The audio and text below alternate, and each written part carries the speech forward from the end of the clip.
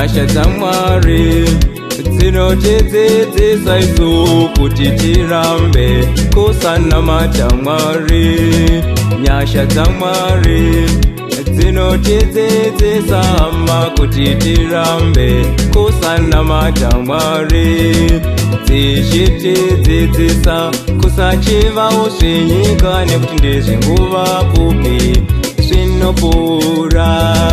Dzichitidzidzisa kusachivawo zvenyika nekuti ndezvenguva pfupi zvinopfuura, asi kuti tirarame nekungwarawo nekururama nokunamata Mwari. Asi kuti tirarame nekungwarawo nekururama nokunamata Mwari zvino.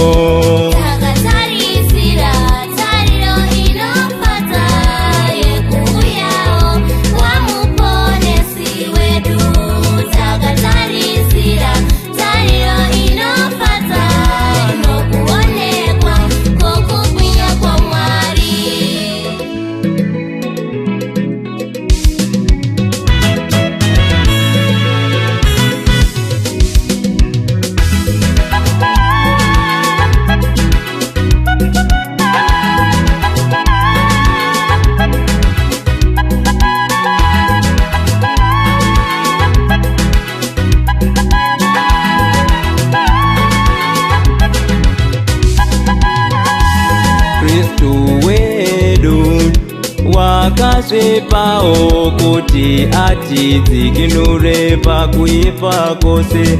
Kristu wedu wakasvipawo kuti atidzikinure pakuipa kwose.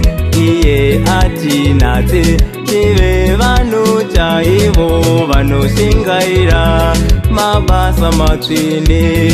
Iye atinatse tive vanhu chaivo vanoshingaira mabasa matsvene.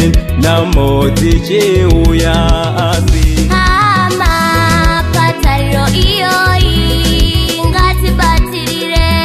Kuchema kungauya asi hama patariro iyoyi ngatibatirire. Urwere hungauya asi hama patariro iyoyi ngatibatirire. Rufu rungauya asi hama patariro iyoyi ngatibatirire. Itariro yazokwadi, itariro youpenyu, itariro zvehama isingaori. Itariro yazokwadi, itariro youpenyu, itariro zvehama isingaori. Naizvozvo